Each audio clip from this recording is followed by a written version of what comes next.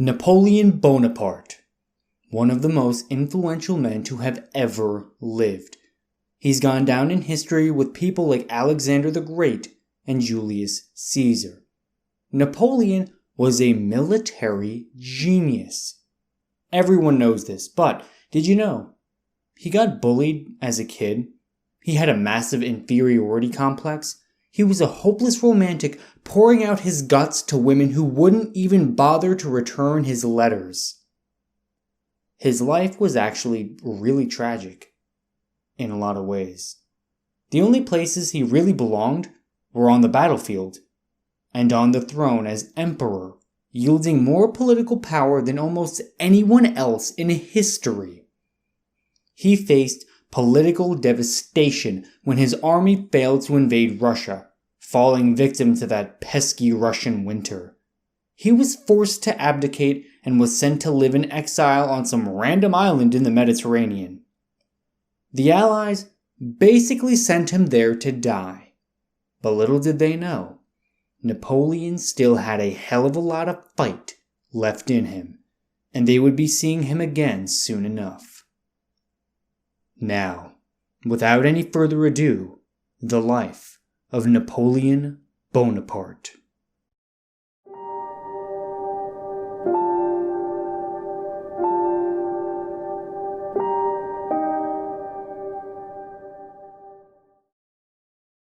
Hey guys, I'm Eric Alden. Before we get into Napoleon's life, I want to encourage you guys to subscribe to the Dark History email list. You'll get bonus content, updates, exclusive deals, and much, much more. And the best part? It's 100% free. There's literally no reason not to sign up. You can find a link to sign up in the show notes of this episode.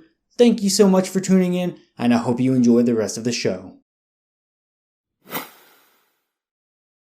Napoleon is a kind of hero to the people of Corsica, which is an island near the coast of Italy and France, and that kind of explains a lot of the history of the island. It's one of those places in the Mediterranean that has basically been controlled by many different people over the course of history.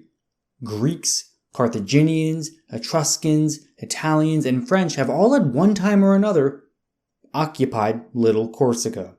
Napoleon's family moved there in the 1500s from one of the pre-Italian states.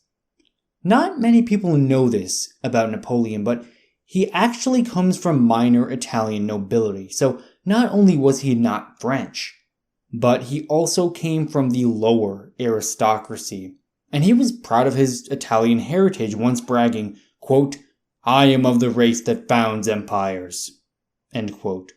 Of course, referring to the Roman Empire there. And the really cool thing is the Bonaparte name can actually be traced all the way back to Florence in 1261. Wow, that's an old name.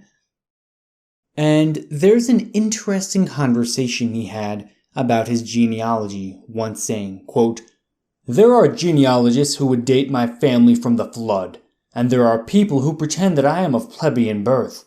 The truth lies between these two. The Bonapartes are a good Corsican family, little known for we have hardly ever left the island, but much better than many of the coxcombs who take it upon themselves to vilify us." End quote. In other words, he understood his family's place in the world. They aren't top-tier elites, but they're not outright peasants either. This kind of explains why you can have these two very different narratives of Napoleon's upbringing, some trying to make him out to be an outright peasant who picks himself up and achieved the greatest heights of power, and others arguing he kinda had it handed to him. The truth really does lie somewhere in the middle here. Corsica was thoroughly Italian when Napoleon was growing up there. The Constitution was Italian, and most people on the island spoke Italian, which kinda makes sense. It was a commune of one of the pre-Italian states after all. But the year after Napoleon was born, France took control and officially turned it into a French province. Napoleon's family strongly supported Corsican independence, even though they risked a lot to do so. When a dominant European power claims that your island is part of their country now, it's normally a good idea to just go along with it, because they had the military power to back that up.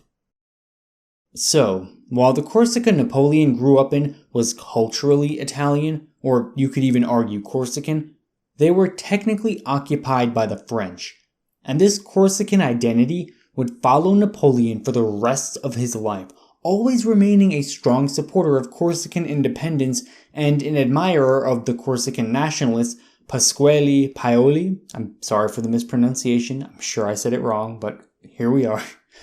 He was basically the founding father of Corsica. He wrote the Corsican Constitution and was the first president when Corsica gained independence. I mentioned earlier how Napoleon's parents supported Corsican independence. It's actually really admirable because even while Napoleon's mom was pregnant with him, they maintained their support, despite there being 30,000 hostile military soldiers on the island ready to kill people to claim the island for France.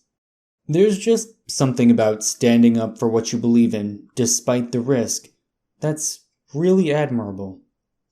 But there's an interesting split in this story. You see, Napoleon's father, Carlo, was a close ally of Paoli. Actually, he was his personal secretary at one point, so they knew each other quite well. When France invaded Corsica, it was basically no contest.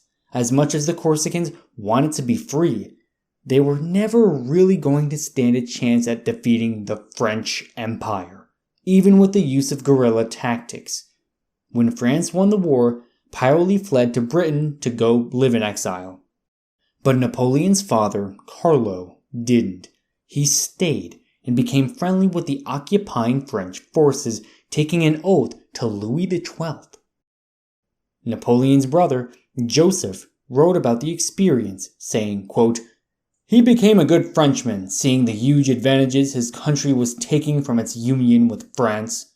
End quote. Was it immoral to betray the Corsican independence movement? Maybe. But when your country is benefiting, and you're personally benefiting, it's kinda hard to say no, isn't it? They made Carlo part of the local Corsican nobility, and he spent the rest of his life working as a legal representative of what you can argue is the French puppet state in Corsica. Obviously, they only ever put pro-French people into positions of power, and this consolidated French rule on the island, which has continued to this very day. But it came at a cost. There's always the question of integrity when you accept the terms of someone who, not that long ago, was your mortal enemy. There isn't any solid proof to confirm this, but a lot of people think Napoleon hated his father for doing this. He was, after all, this Corsican nationalist, well into his adulthood. So it would be understandable if he did.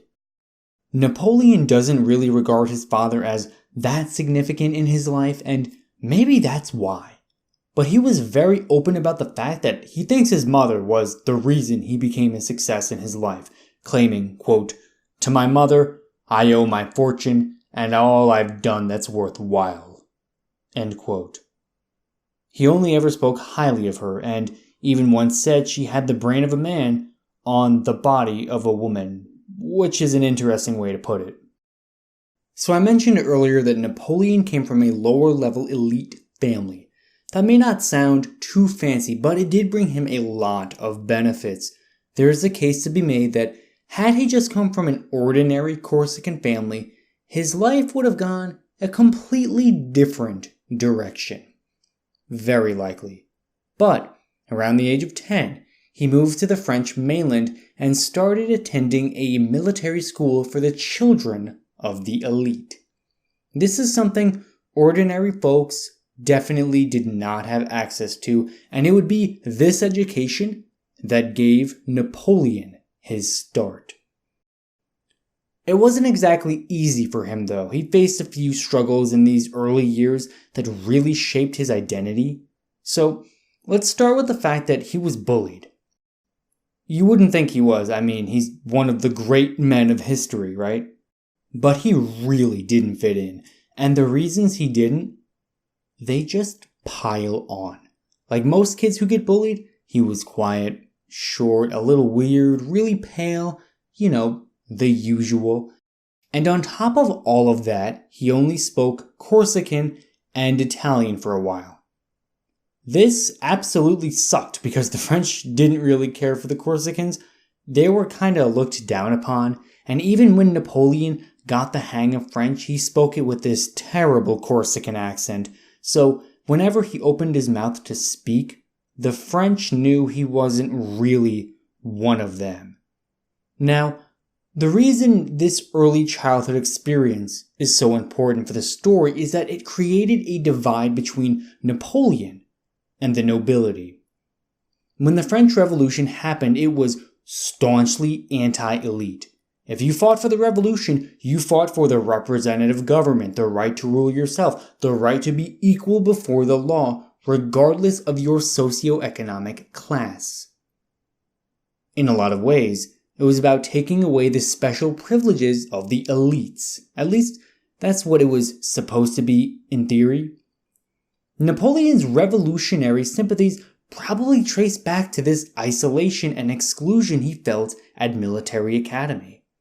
I mean, there were even times when he couldn't afford the books and school supplies for classes, which made school a hell of a lot harder than it had to be, and he would get teased about it for being poor. But he didn't let it get in the way. When his father died a few years later, he took a 2-year course to become an artillery officer and finished it in 1 year, because that was the only way he could afford to do so. And to go through all of that alone and being rejected by everyone around you. This took place the entirety of his early adulthood and constantly being made fun of and left out by the children of the aristocracy no less, likely influenced his thought process on the revolution. Not to mention his ideals as a Corsican nationalist. I mean, ideologically, he was pro-liberty and stood opposed to authoritarianism. In Corsica, he wanted the Corsicans to rule themselves and be equal before the law, and those same ideas carried over in France. Except the problem was a bit different. It wasn't so much being occupied by a foreign nation that was the issue, but being controlled by a despotic elite. Despite being of minor nobility himself, he, ideologically, had a lot in common with the French peasant. And it's because he was bullied as a kid, he was able to sympathize with the peasants as much as he did. Now, Napoleon greatly excelled at school despite not always being able to afford school supplies and whatnot. He graduated military academy at 16, and right out of school, he was in the French military. Here's another interesting aspect of Napoleon's military career. It started in a very peculiar way. So, in 1785, he was commissioned as a second lieutenant in the 1st Artillery Regiment in the French Army. Right? Seems pretty normal. He served in Valence and Auxonne. Sorry for the pronunciations. He served there for a few years, but very early on in his career, something very important happened. That was the French Revolution. The revolution kicked off in July of 1789, and just a month later, he would request sick leave. This leave would go on for nearly 2 years, most of that time being spent in Corsica, where he was fighting for Corsican independence. And yes, you're understanding that correctly, he's a French artillery officer fighting for Corsican independence from France. This is one of those weird situations where he probably should have been fired or kicked out of the military, but isn't. That doesn't mean there are no consequences to these actions. He gets denounced by the Minister of War and makes a couple of enemies, one of those being Paoli himself. But when all is said and done, he doesn't face any serious consequences Because of the split with Paoli, though, he flees back to France and kind of forgets about Corsica for the time being. I mean, when you have a personal split with the founding father of Corsica, it's kind of hard to really care about Corsica or to really go back there or really want to be involved with it. I'm sure it left a bad taste in his mouth. And while he was over there, the French Revolution was marching on. The next couple of years would be hectic, to say the least. The radical revolutionaries of France were increasing in size, number, and influence. There were other European monarchs who saw what was going on and had a keen insight on how things could go in their own countries if the French people effectively took power away from the king. They knew that their own populations would probably rise up against them if they knew they could. And all it would take was to see someone else do it successfully. No monarch wanted that. So, what did they do? One of them issued the Brunswick Manifesto. It was released by Charles Ferdinand, Duke of Brunswick, and it was directed to the French people. It basically went like this: if you hurt your king, we're going to hurt you. It was basically a promise to commit genocide against the French people if they hurt their monarch. You'd think if a powerful political ruler threatens you with such a thing as genocide, you'd back off and be a little bit more careful. No, this strengthened their resolve and made the French king, Louis XVI, out to be acting in alliance with other elites against his own people.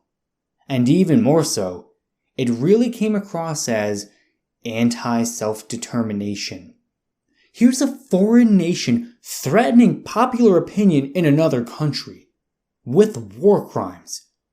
This would be kind of like if China looked at Venezuela and said, hey, we know you don't like your leader there, Maduro, but it's against our interests if you depose him, so if you do, we're going to come in there and genocide the population of your capital city. You can see how Venezuelans probably wouldn't take too kindly to that. That's the kind of reaction the French had. And you can find a wonderful caricature drawing online of how the French people reacted. It was heavily humorous and it depicts the French people taking the Brunswick Manifesto and smoking it, burning it, going to the bathroom on it. Yeah, the French people were not having it, and on 1793, they decapitated the King of France. France was without an official government for a little while. There was, instead, a de facto government that has come to be known as the Committee of Public Safety. This same entity, by the way, voted to immediately kill Louis XVI. This very entity was in control during the Reign of Terror, which should give you some idea of how this committee operated.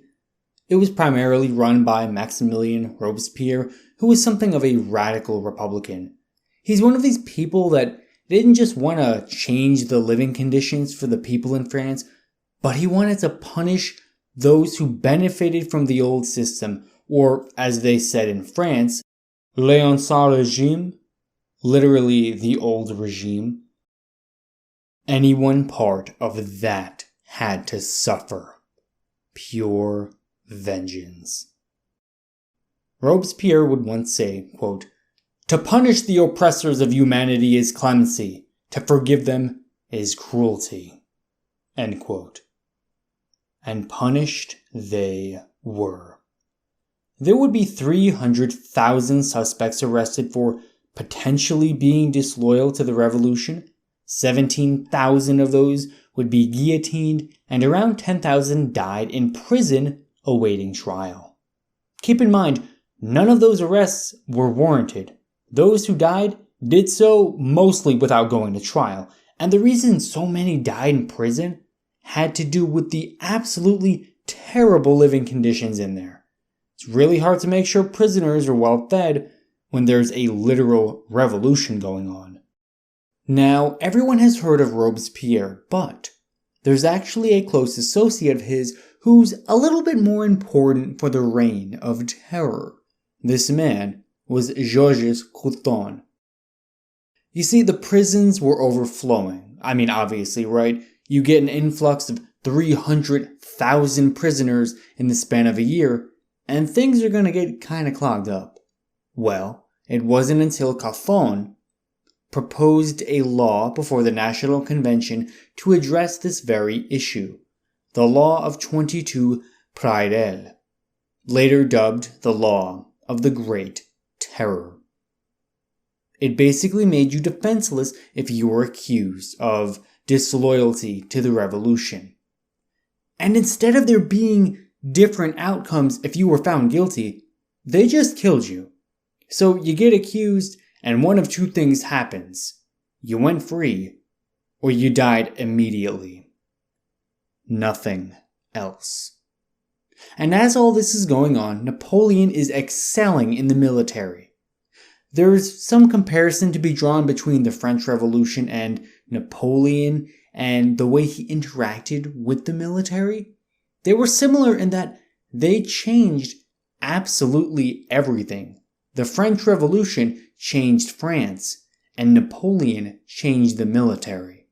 And make no mistake, it was not easy for Napoleon, especially during the Italian campaign. He was serving under some of the greatest military heroes France ever had. And they didn't like him.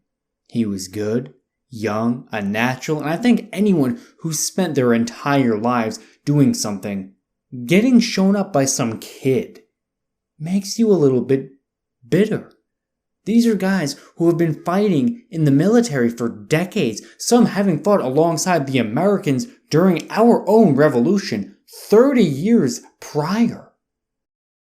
One of these men was Andre Massena, and he had this to say about Napoleon, quote, "At first, they did not think much of him. His small size and puny face did not put him in their favor. The portrait of his wife that he held in his hand and showed to everyone his extreme youth made them think that this posting was the work of another intrigue.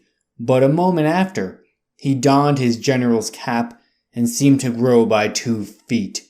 He questioned us on the position of our division, their equipment, the spirit and active number of each corps, gave us the direction that we had to follow, announced that the next day he would inspect all the corps and that the day after that they would march on the enemy to give battle." End quote. This radical self-confidence is what made Napoleon a legend, and all the more so because he could actually deliver results. Napoleon gradually won over a lot of these guys. The guy whose quote I just read, Massena, would even be the Marshal of the French Empire under Napoleon.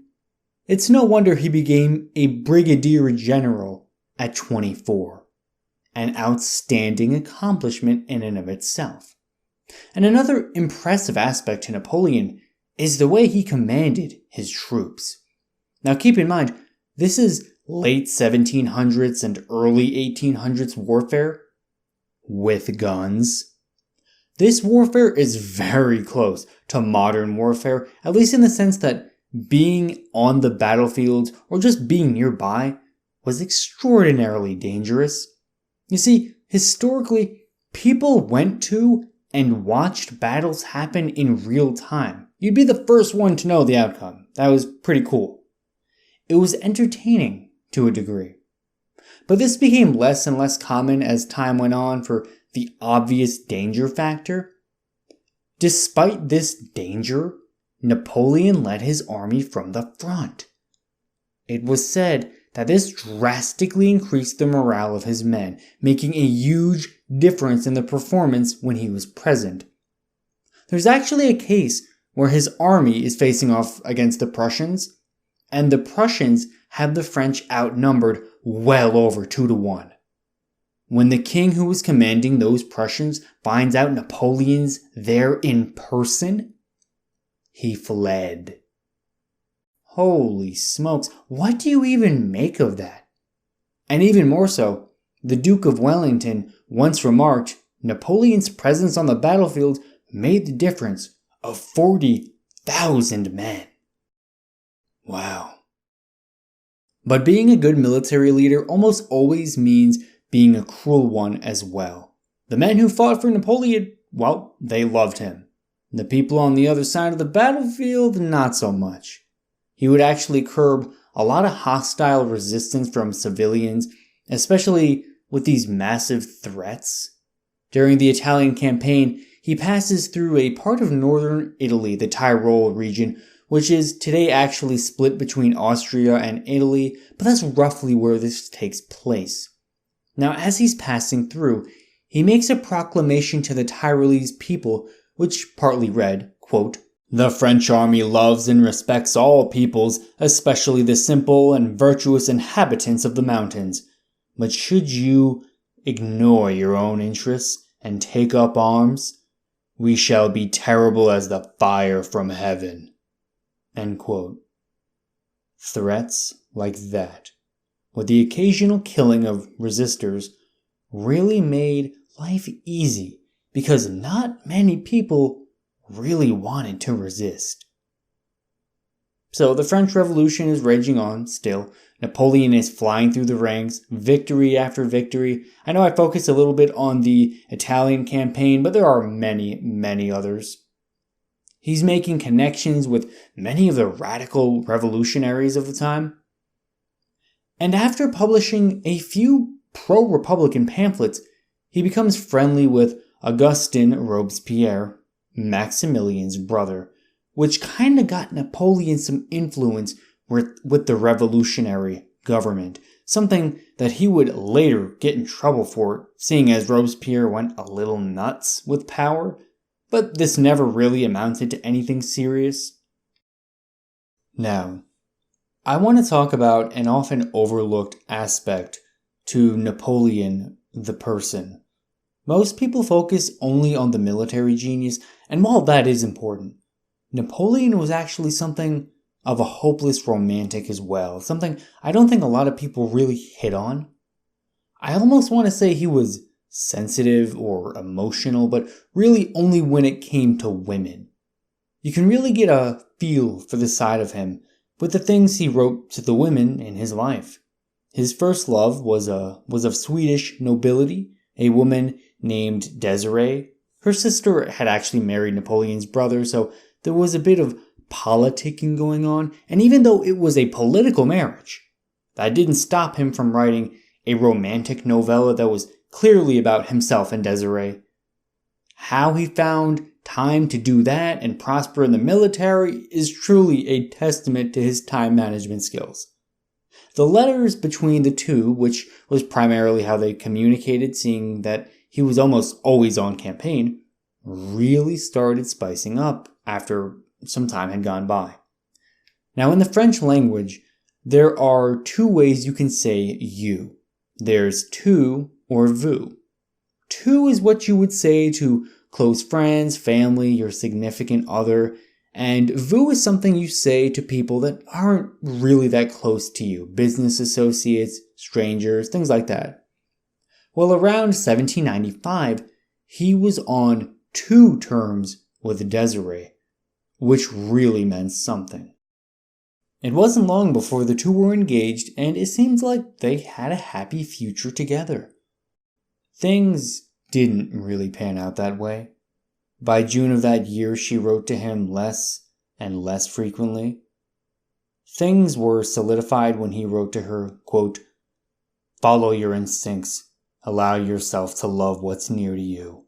You know that my destiny lies in the hazard of combat, in glory, or in death." End quote. After that, she stopped responding to him at all, something that really impacted him deeply. He cared for Desiree a lot. The pain of her rejection left him a little depressed, later writing to his brother, quote, "Life is like an empty dream which vanishes." End quote. A little melodramatic, but you can get the point. Things weren't all that bad for Napoleon though, because it wouldn't be long before he found another woman. This other woman was Josephine De Bahamas.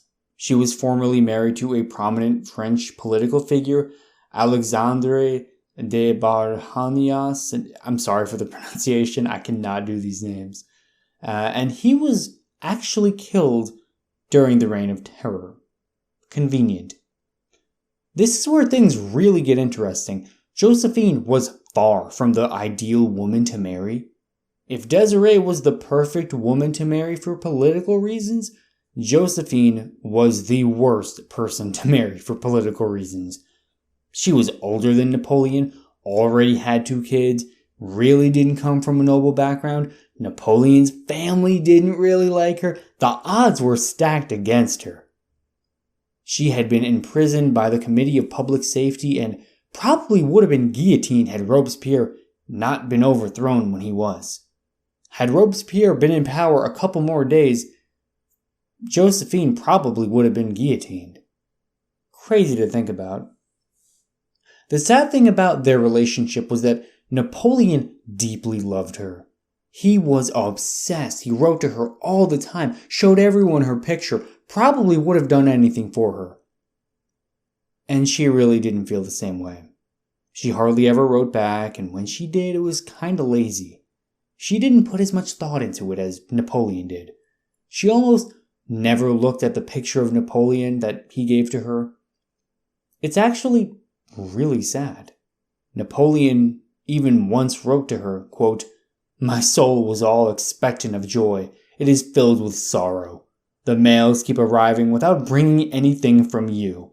When you do write, it is only a few words without any evidence of deep feeling." End quote.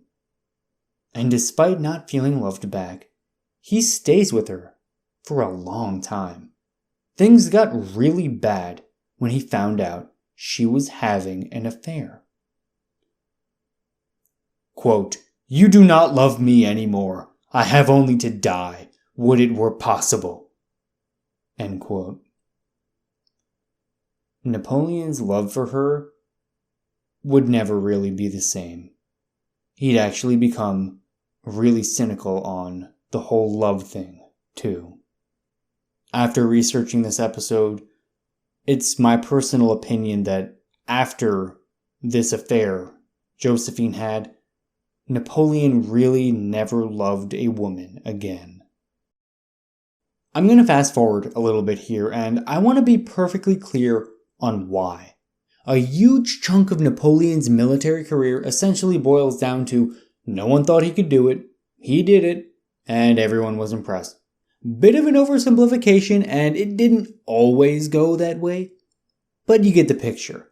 I want to focus on the events that either changed Napoleon's life or made a big enough impact on the lives of millions of people. Not many of these military encounters really changed anything too drastically. Each individual victory culminated in a very impressive track record, but as for the outcomes of the individual battles, there really just weren't that big of changes. The political situation in France was still chaotic in the years following the Reign of Terror. Sure, the unjust trials and executions stopped, but the turmoil of a weak government still persisted. And I tend to make the comparison between France at this point in history and the early American government with the Articles of Confederation. It just didn't make the government powerful enough to keep order.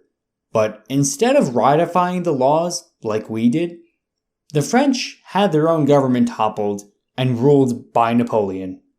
He still claimed to be in favor of representative government, at least in the sense that people got to vote.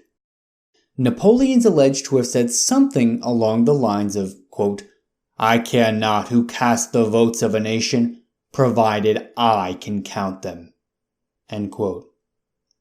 Now, that's almost certainly a fake quote, but Napoleon almost certainly believed that because the first election he held after he toppled the French government had some interesting results, to say the least. Now, we've all lived under representative governments our entire lives. We kind of know what to expect. What would you say if someone received 99.95% of the vote? Wow, that's one really popular politician. Or, more likely, they manipulated all the results of the election. As for this election that landed Napoleon the consulship of France, there are over 400 bundles of votes in the National Archives of France, which clearly show proof of the systematic falsification of the results by Napoleon's brother, Lucien, in his own handwriting. Yikes. Napoleon can claim all day long that he believes in republicanism and self-determination, but in practice, he's really more despotic than not. He also wrote the Constitution, which kinda gave the appearance of a republic, but really just established a dictatorship. The country was at war and shambles. Napoleon was their only hope, and just like on the battlefield, Napoleon delivered results. So, while he did manipulate the votes, he did actually have a lot of support from the French public. Just 2 years went by and he ended the war with Britain on decent terms, at least temporarily, which was something. He brought domestic stability and, things were looking alright. This short period of stability gave Napoleon the opportunity he needed to solidify his power. He held another referendum on the consulship of France, which didn't just make him the dictator, it made him the dictator in no uncertain terms. Article 1 of this new constitution literally reads, quote, "The French people name, and the Senate proclaims, Napoleon Bonaparte first consul for life." End quote. And here's the part that just blows me away. People overwhelmingly supported it. 72% of all eligible voters came out, and 99% of them actually did vote yes. It really goes to show how powerful a little peace and stability can be. People willingly voting in a dictator for life. Again, that just blows me away. What would someone have to do for you to vote for them to be the dictator for life? Is there anything that can be done to get your dictator for life vote? It's an interesting question. So, politically speaking, the dude really knew what he was doing. But some of the true genius of Napoleon comes through with his ability and willingness to manipulate information, whether outright or symbolically. Let's break that one down. So, for one, he had propagandists on his staff. Every major figure has. This goes back to Alexander the Great, right? Nothing new. But Napoleon really took advantage of the propaganda potential, taking his, in all honesty, very impressive achievements and exaggerating them to the point they almost resemble mythology. This, of course, had some people skeptical about it all. There would be tons of anti-Bonapartists in revolutionary France who called him an outright fraud. But few critical voices ever prevailed, understandably so. Once he was the dictator, he got to shut down basically all forms of dissent. By the year 1800, Napoleon shut down about 60 of France's 73 newspapers, proclaiming he will not, quote, "allow the papers to say or do anything contrary to my interests," end quote. Control what people think, you control the people. So we see how willing he was to embrace heavy-handed censorship, but he also used symbolism to cement his power as well. When he declared the revolution complete, he ordered the people of France to remove red bonnets from church steeples and public buildings. He brought back some of the old traditions that had been temporarily abolished. He renamed a whole bunch of important cultural sites. His writing style even changed a bit too. Instead of using the revolutionary cliches like incorruptible and unalterable, he started using words more like large, severe, wise. Things that have almost an ominous authoritarian ring to them. And it wasn't very long into his dictatorship that he's really starting to resemble l'Ancien regime. This power-hungry self-confidence is what brought Napoleon to crown himself emperor. And I'm pretty sure most people have heard that he crowned himself emperor, both symbolically and literally. He did symbolically, but not literally, if that makes any sense. What you might not know about the ceremony is that there were actually two crowns. One was a golden laurel wreath which was fashioned after the Roman Empire. Napoleon entered the ceremony wearing this one already. The other crown was fashioned after the crown of Charlemagne, the guy who created the Holy Roman Empire. He went in, took the Charlemagne crown, held it above his head, but placed it on Josephine. The coronation took place in 1804, and it would solidify his power over the French nation. I don't know about any of you out there, but I personally find something interesting about someone who could be so full of themselves, right? Most of us don't have the courage to ask our boss for a raise, let alone declare ourselves emperor of a major European country. How did he get like this? Well, there are a few aspects to that answer: self-fulfilling prophecy and an inferiority complex. Let's start with the self-fulfilling prophecy. So, Napoleon frequently thought of himself as someone destined for greatness. When he boasted about his accomplishments, his wit, his talent, he wasn't faking confidence. He actually believed these things, however hyperbolic they may have been. I'm sure his own propaganda kind of reinforced it to a degree. We are the stories we tell ourselves. And if you're constantly reliving glorious victories on the battlefields and thinking of yourself as the liberator of your people, bringing justice and order, well, it's only a matter of time before that just becomes part of your identity.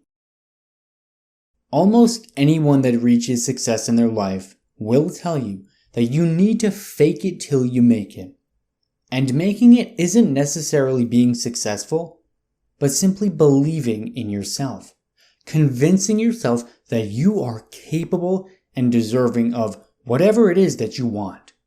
And Napoleon did this insanely well, to the point that he went from a kid who got bullied to the literal emperor. If you nerds out there ever need a role model, here you go.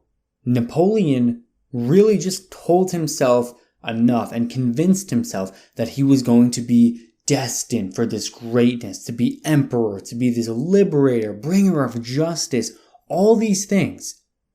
All he did was fake it till he made it.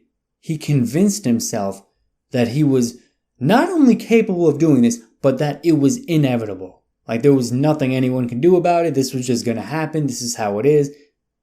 And then it happened. So that is the self-fulfilling prophecy aspect. What about the inferiority complex? Doesn't seem like Napoleon's self-confidence is really compatible with an inferiority complex, right? Well, the thing is, the reason he was so driven, in my humble, unprofessional opinion, was because it was overcompensation. He had to compensate for being rejected, for being a loser, for being looked down on by a whole mob of people in his early life. Behind most people who go on to achieve these crazy things, whether it's becoming an emperor or creating $1 billion company or whatever the hell else, these people are motivated by being losers in their past. Can you even think of a successful person that's like, yeah, I came from a perfectly healthy family, had lots of friends, no conflict ever in my life, and everything just worked itself out? No, that That just doesn't exist. It is the suffering that makes these people formidable. Say what you will about Napoleon, but he accomplished a hell of a lot more than any of us ever will, and that has everything to do with being a loser when he was a kid. He wasn't going to let the bourgeoisie bastards he went to school with define him. And in that regard, I think we can all take a lesson or two from Emperor Napoleon. Getting back to the story though, there were wars that continued. Most of the monarchs were still extremely hostile to Napoleon. He kind of represented this new ideal, where someone who wasn't born into nobility could rule a nation and do a good job. Really wasn't a lot of precedent for that prior to Napoleon, at least not anywhere that mattered. Despite the constant wars with the various nations from the UK, Austria, Spain, Prussia, some of the Italian states, and many, many more, Napoleon never faltered until Russia. You see, that was the turning point. Russia. Napoleon wanted to do everything he could to keep Russia on his side. They're a force to be reckoned with today, they were a force to be reckoned with in World War II, and they were most certainly a force to be reckoned with during the Napoleonic Wars. But when the Tsar was convinced that he should break his treaty with France, Napoleon wanted to make Russia pay for their disloyalty. This prompted one of the worst military blunders in the history of warfare. Napoleon would later reflect on what he had done, writing, quote, "One must not ask of fortune more than she can grant." End quote. That's exactly what he did. He asked of fortune more than she could grant him. His military was decimated by the Russian winter. The Russians stuck to their age-old scorched earth tactic, just destroying everything around them as they fled deeper and deeper into Russian territory. This was when everything went wrong. Napoleon and his troops tried fleeing back to France, but the damage was done. The French marched into Russia with over 400,000 soldiers. Less than 40,000 of those Frenchmen would ever make it back to France. Truly tragic. When the Allies defeated Napoleon, they forced him to abdicate the throne. They really pushed hard for a narrative that they were only against Napoleon, not the French people. Doesn't make a lot of sense considering the vast majority of France supported and loved Napoleon. But there was nothing that could be done. He was exiled to a small island in the Mediterranean, Elba. It's right off the coast of Tuscany, Italy. Really nice place. The Allies gave Napoleon power over the island, which would kind of come back to bite them in the bud. Everything seemed like it was over, done with. But Napoleon was far from done. He gathered a group of men, and about a year later, literally just sailed back to France, just like that. When he landed, he eventually came across some military units, and in a really brave move, he went up to them and shouted, "Here I am, kill your emperor if you wish."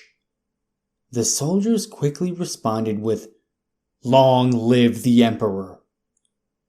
The excitement was palpable. No one wanted to live under Allied-occupied France, and seeing Napoleon in the flesh again gave people hope like you wouldn't believe. There was even a general who was stationed in southern France to defend France from Napoleon. Like his job was to kill Napoleon if he saw him again.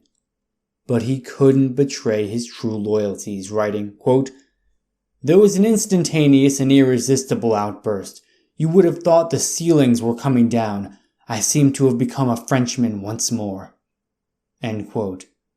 And with the French people on his side, Napoleon was ready to give it one last go. And that's where we get to Waterloo. the final blowout.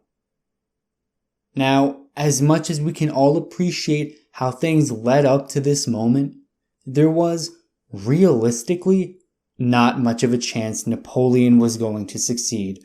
The Russian campaign left the French military with serious damage. Too many people died. The numbers just weren't there. That didn't stop Napoleon from putting up a good fight, though. The commander of the Allied forces, the Duke of Wellington, said about Waterloo, quote, "The nearest run thing you ever saw in your life," end quote. It's crazy, right? But that is how it happened. Napoleon lost, and he was exiled again. This time to a much more remote island, St. Helena.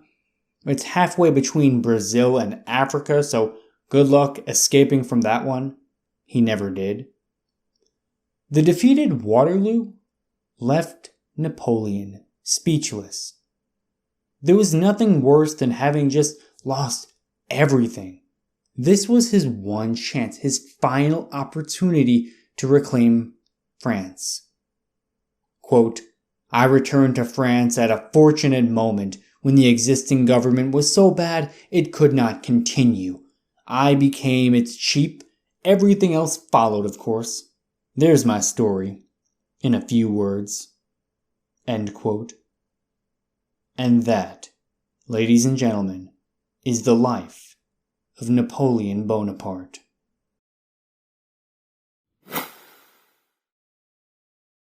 Hey guys, Eric here. I really hope you enjoyed this episode. It was such a blast to make.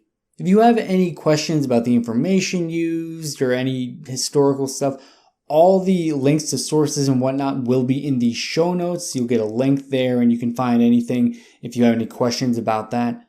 I also strongly encourage you to sign up to the email list. You can get a whole bunch of really great stuff and you'll never miss a podcast episode or an important update or anything like that ever in the future. So if you really want to keep up to date with any of the future content that is released, sign up to the email list. That's the most reliable way. However, if you want to follow me on Twitter or any of those other social media sites, links to all of that will also be in the show notes as well. Thank you so much, and I hope you have a good day.